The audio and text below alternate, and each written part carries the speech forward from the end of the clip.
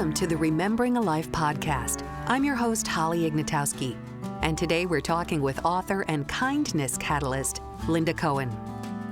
When her father passed away in 2006, Linda Cohen's busy life as a mother, wife, and entrepreneur came to a screeching halt. She took a spiritual sabbatical to work through her grief, and she came out of it resolved to embark upon a project. Perform 1,000 acts of kindness, mitzvahs, to honor her father's memory.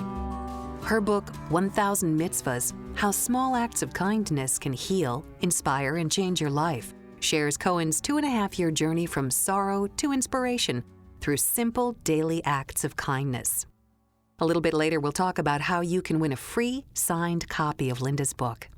Welcome, Linda, and thank you so much for joining me today. Thanks so much, Holly. I'm so honored to be with all of you. I have to ask you, first of all, your title is awesome. You are a kindness catalyst. I feel like we need a lot more of them in the world today. Can you please tell us what that is and what you do? Sure, and there are a lot of them actually out there. There's many people that I know and work with and collegial with who are doing kindness work in the world. So it was actually a name somebody gave to me, I'd say about 5 years ago, because the work I do is trying to be that little spark for someone else. I mean, all of us have the opportunity to be kindness catalysts, and it's actually one of the things that I talk about when I speak to audiences, that I encourage and invite people to join me to be kindness catalysts, which just means looking for ways you can be kind and do little actions every day. I'd love to share the title as much as I possibly could. So I would too. That's a beautiful thing. And you're a keynote speaker. So say a company or a group of people could hire you and come to talk to them about kindness, right? Exactly. That is exactly what I am doing now, and that is exactly what my message is in the organization, is talking about cultivating kindness in the workplace and remembering all the simple ways we can do that. And really, I share the science and the benefits of kindness too at this point. So wonderful. So, as a Christian, I'm only familiar with bar and bat mitzvahs. Can you please explain to us in further detail what is a mitzvah? Perfect.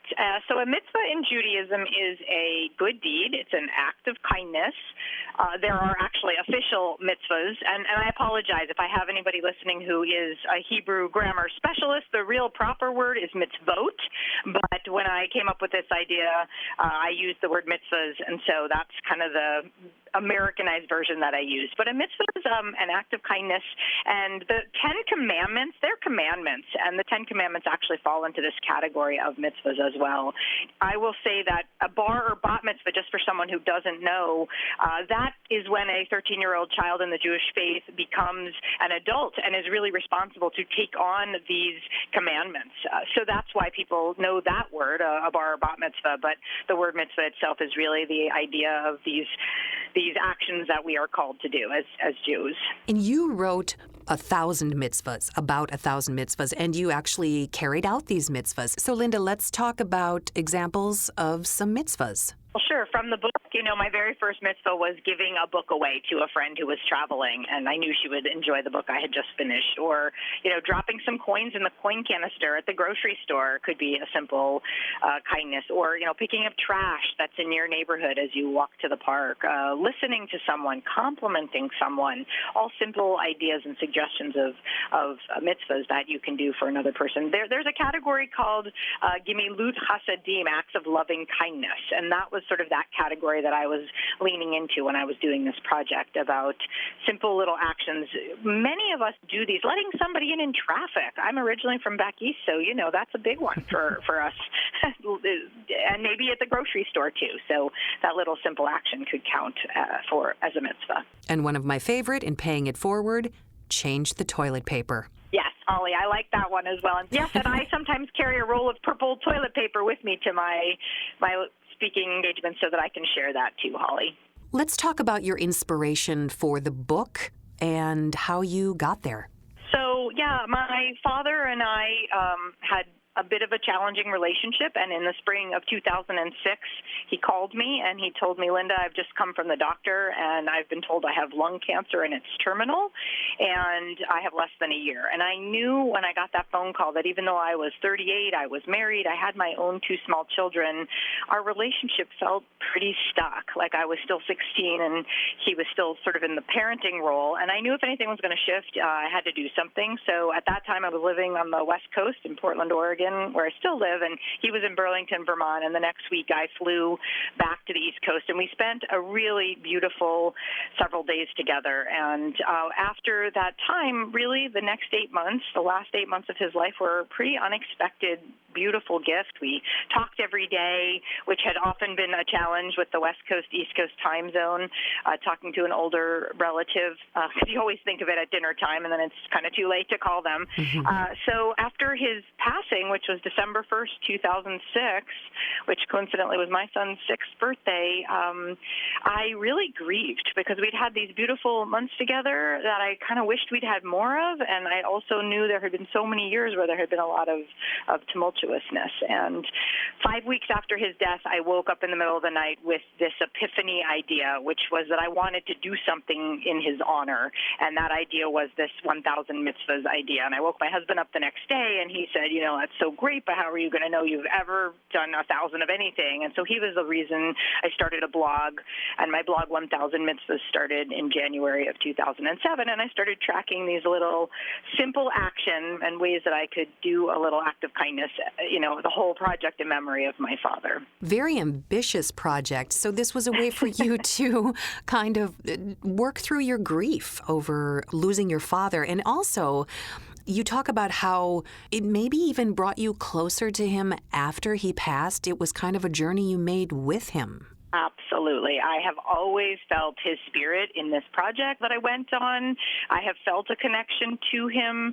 He was a therapist, and even just the way he was professionally, I think some of that has come together for me as I've, enjoyed this next piece of my professional development. I have always felt his presence through that, and maybe some guidance that this was the next journey that I was supposed to take. And the 1,000 Mitzvah Project really, it really did help heal that relationship sort of posthumously. And I will say my stepmother and I, who had also had a difficult, relationship, I had lived with them in my teenage years, which is not the easiest time to live with, a parent and a step-parent. That relationship healed too. And the last decade, I have really been able to see that relationship into a new place too. So, and I think part of it is she was really proud of this project that I had taken on to honor my father and writing a book about it. So lots of healing that happened after his death, for sure.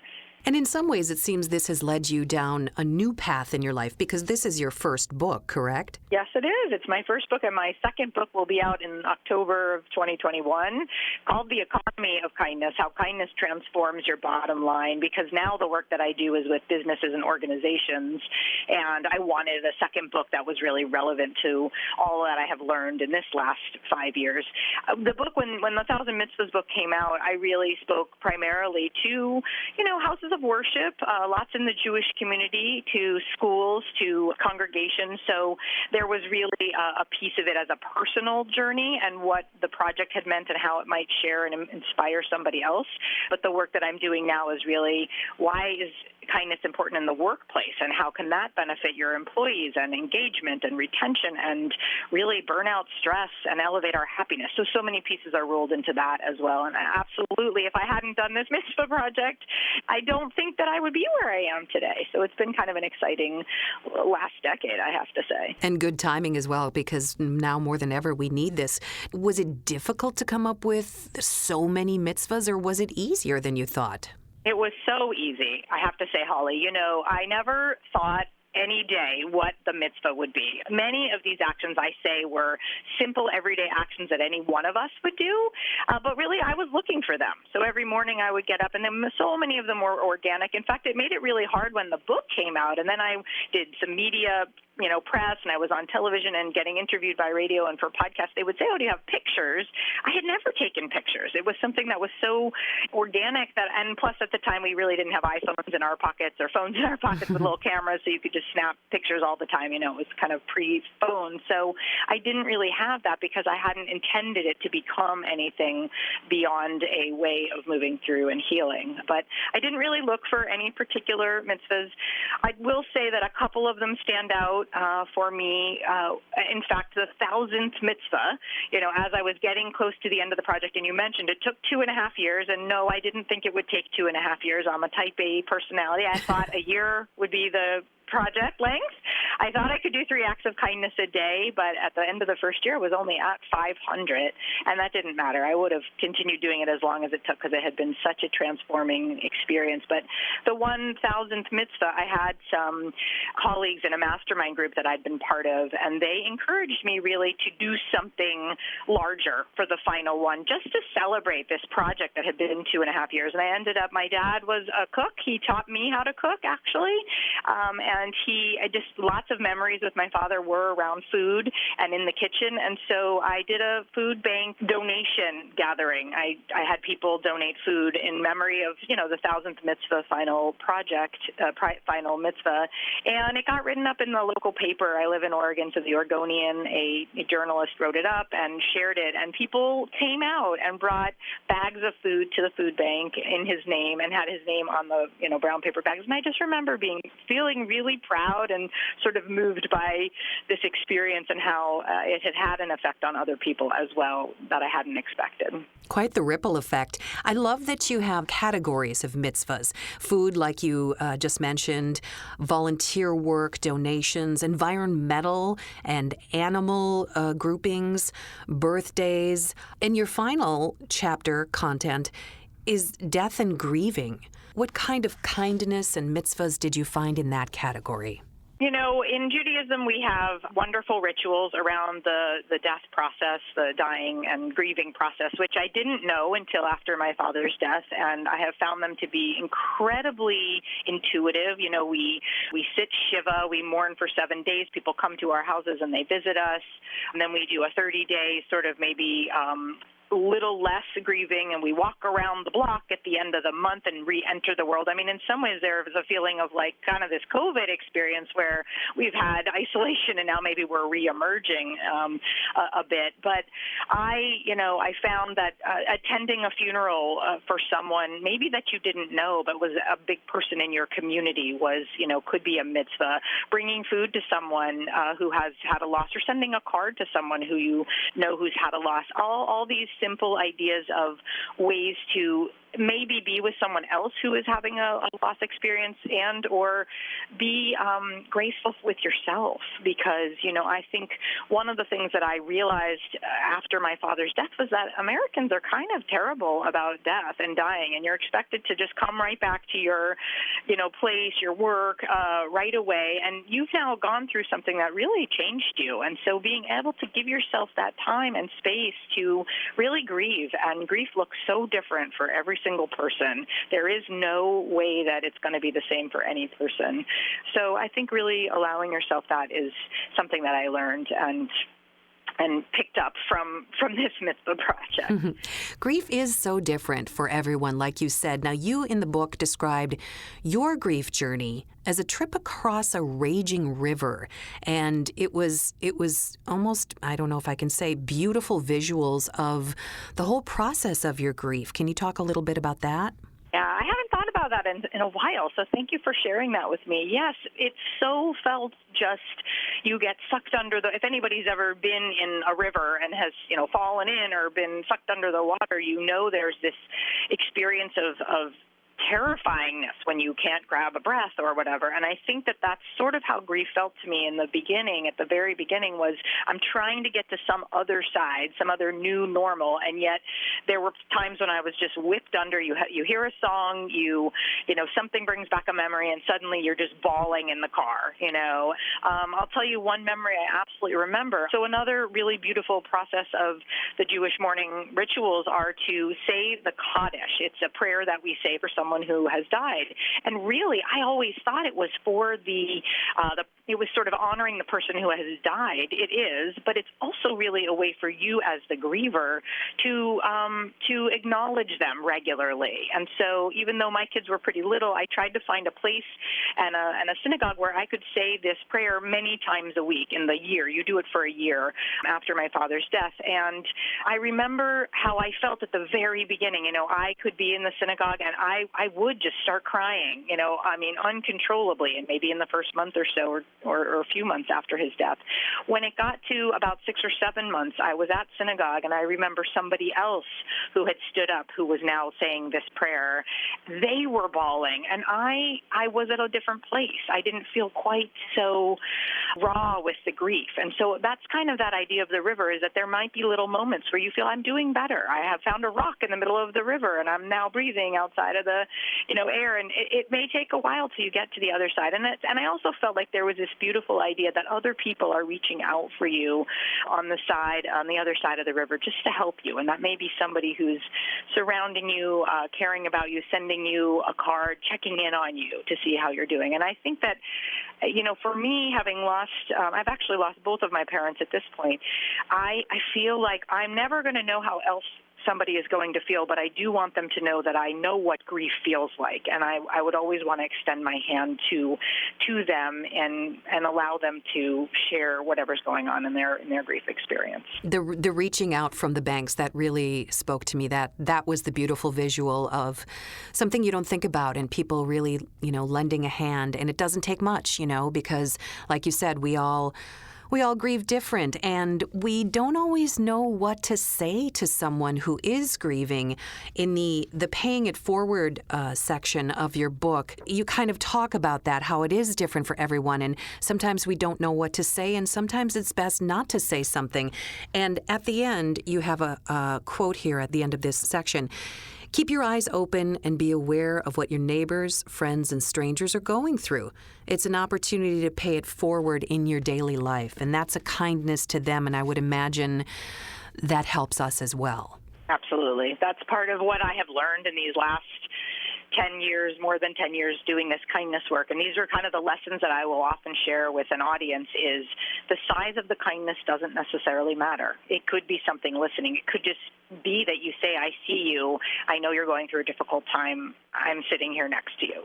That is the simplest thing, and that can mean so much, especially now in this past, coronavirus year that we've had. It has felt that way for lots of people. The second was that there was often a ripple effect. You don't necessarily know when you meet somebody on any given day what kind of a day they're having and how your action may actually change the trajectory of their day. And I cannot tell you how many stories I've heard now about that simple little action and how it really affected someone. And a decade later, 2 decades later, 50 years later, somebody might remember that little action and the ripple effect it had on them. And then the third lesson is always about giving and receiving. And for me, doing this mitzvah project, and I will often ask in an audience, how easy is it for you to be the giver? Raise your hand. And I speak to a lot of healthcare. I speak to funeral directors. Most of the time, people will have their hands up for how easy is it to be the giver, because, they feel like I am able to see what the need is and be part of that. And I ask them to keep their hands up if it's just as easy to be the recipient of kindness. And most people put their hands down, because to receive kindness means you have to admit you don't have everything together. You have to be vulnerable. And I think, as Americans, I think we really struggle with that. And it's hard to admit that I don't have everything together. And I have seen a shift this past year during this pandemic. I do think people are being more authentic and admitting I could use some help. And there's incredible benefits when you allow someone else to give to you, because you let them give you their gifts and they want to, and there's really a beautiful synergy there. You're so right about that. We love to help other people, but sometimes it's really difficult to be the person who needs help. And I love that on your Facebook page, you had a virtual presentation appropriately called Spread Kindness, Not Corona, that came out pretty much at the beginning of the pandemic. I would imagine you had to reinvent yourself somewhat, like we all did over this last year. Did you find that there was a lot more loss and grief that you needed to deal with? So at the beginning of the pandemic, I mean, what changed for me as a speaker is that everything became virtual. So I was no longer in audiences live with people. I was behind a camera and a computer talking to them and finding ways to still engage around kindness. But the idea that kindness at the very beginning, I was calling it a kindness pandemic. Because for the first couple of months of the pandemic, I just felt, number one, it was covered by media everywhere. I mean, there were stations all over the United States who were covering people doing kindness, individuals doing kindnesses, businesses. You know, I could name several stories, and I'm sure maybe you heard of them too. John Krasinski, a famous actor, did Some Good News. It was all over YouTube, and Steve Hartman, a CBS News reporter, did a Kindness 101, and he was doing it at home with his small school-age children somewhere in Massachusetts, doing this show about kindness and courage and friendship, and it was really beautiful. And so I don't feel like the death experience came until later, when I did realize how many people are going to be affected by, losing a loved one during this pandemic. And as the numbers, I know it's just a number, and then the numbers continuing to grow and grow and grow, and you think that every one of those numbers is a human being who has a loved one who is mourning the loss of their special person, And so I do think that as we moved through the pandemic, that was something that I was addressing. As challenging as that was, are you still looking for the things that are working well for you? Are you finding the silver line? I mean, I think technology is like a double-edged sword, but I think this year technology kept people being able to connect with loved ones in long-term care facilities across the country, people they couldn't see, people who wanted to get married or had a loss and wanted to have a funeral, and being able to, and I did actually speak to the funeral directors. That was one thing that shifted this year. I was supposed to be live, and we ended up getting to do it virtually, but really talking about the ways that the funeral professionals were able to adapt during this past year as well. So it has been a big learning curve, and I'm excited. I've gotten hired for my first live event in August. I'm very excited to be back with a live audience. Yay, some signs of normalcy. We're all very excited about that. And you probably had no idea what effect this would have on other people as well. This was your journey through grief, but I would imagine your family members probably helped you out with this, and it helped them grieve their loss as well. Absolutely, absolutely. I mean, I laugh when I think about this because when, at the beginning, when my father passed away and I started this mitzvah project, my kids were 6 and 9. And so, yes, we had lots of conversations around the dinner table, and many of the mitzvahs have to do with my children or their school or, their camp, things that they were involved with at that time. And but they also kept me humble, I mean, it's hard to call yourself the kindness catalyst and attempt to do 1,000 mitzvahs and get it right every time, right? Sometimes you're not going to behave in the kindest way you should. And I just think about this story pretty often, and it is a story I share sometimes with audiences. My son we were late for school, and we were driving on the way to his elementary school, and we had to drop off videos at Blockbusters in the days when you actually returned a video. I know that there's many people maybe listening who don't have that concept if they're younger, but you had to return your videos, and we were late, and I threw them into the video slot, got back into the car, and a woman pulled out in front of me in her car on the telephone, and I had some choice words that I shared about what I thought of that. And my son from the back seat, he's probably like 7, he says, "Mom, maybe she's talking to the hospital. Maybe somebody in her family's in the hospital, or maybe her son is in the military and he's just calling her long distance." And of course, immediately I feel about, an inch tall, and I say, "You're right, Solomon." Okay, thank you for the reminder to be kind, Those wise little minds, yeah. What about others, people you're not related to? Have you heard from readers? I would imagine that you've touched their lives as well, and it's always gratifying to know that. Absolutely. There were so many fun things I got to do at the beginning. And I don't speak to schools as much, but I did speak to a school right before the pandemic, the summer before the pandemic. And children are amazing when it comes to being motivated about acts of kindness. But also, you inspire somebody at her bat mitzvah wanted to get the books and encourage her community to take on acts of kindness. And just recently, a week ago, I did a program for a credit union, and the day after that program, one of the people who had been participating, he put up a note that he was so inspired by the talk that he wanted to gift his colleagues at his credit union with slices of kindness, and he made his famous key lime pie, and he had put it into little containers, and he took a picture with his group of colleagues and, tagged me in a post that he made. And I just, to be honest, there's nothing that doesn't make me feel still good about the ripple effect. So I don't ever expect that that's going to happen, and it feels so exciting to get told that something you have shared, something that you have done, and like you said, something that I took on at the beginning just to move through my own personal grief, never expecting it would be anything bigger, does continue to have a ripple effect. I feel very lucky. I feel lucky at the work I get to do because I get to hear great stories. I get to see what other people are doing, and I get to share those as well with new people. So. Absolutely, and your book inspires your work, and so it all kind of snowballs from there. But it's ambitious. The 1,000 mitzvahs is wonderful and ambitious. Can you get the same effect? Can someone, what if I want to do, 5 or 10 mitzvahs, kindnesses? Is that going to help someone as well? I mean, there is some discussion about how long it takes to create a new habit, and I think it's like 28 to 30 days. I don't remember totally, but I would say, sure, of course, if you decide for yourself, I want to do 2 weeks of looking for acts of kindness. I want to try to find something every day. Start with that, but, put a month on your calendar and say the month of, June, I know this is going to air around Father's Day, so the rest of June, I want to be able to do an act of kindness and set a goal for yourself like that. I will tell you that when you are actively looking for something, you will find the opportunities to do it. You will notice things you wouldn't have noticed before as you do that. And I mean, there's some research that I learned actually, after the whole project was over. When I was working on the book, I learned about research about what makes people happy. And it comes from a research psychologist at UC Riverside, Sonia Lubomirsky. And when you do intentional actions, you will be happier. There's like an interaction with that. So especially when people are talking about the fact that we're more lonely, we're more isolated, we're feeling difficulties now with a lot of things that are going on in our country, step out and agree to do acts of kindness and see if that won't help you elevate your own personal feelings of happiness. So I'd say 2 weeks probably at the limit is probably the smallest amount, and try a month. And I've had people commit and tell me they wanted to do 1,000 right along with me, so. Wow. That's a great habit to have, acts of kindness. We should all work on that habit.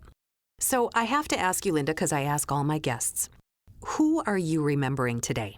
I knew you were going to ask me that, and to be completely honest, I think it goes back to just the folks who have lost their lives to this pandemic, and I'm thinking about, I know it's a huge number at this point around the world, but I'm really thinking about anybody who has lost their life to this pandemic and the people who are feeling that they're in grief and mourning now because of that. So collectively, I think I'm just sending out love and kindness to all of those people. That's a beautiful thing to do. Thank you so much. Thank you for what you're doing. Thank you for spreading the kindness, and please don't ever stop. Thank you for joining me today. Thanks, Holly. And thank you for joining us today. To learn more about ways to remember a loved one, visit rememberingalife.com. And to enter our drawing for a signed copy of Linda's book, 1,000 Mitzvahs, How Small Acts of Kindness Can Heal, Inspire, and Change Your Life, visit rememberingalife.com/giveaways.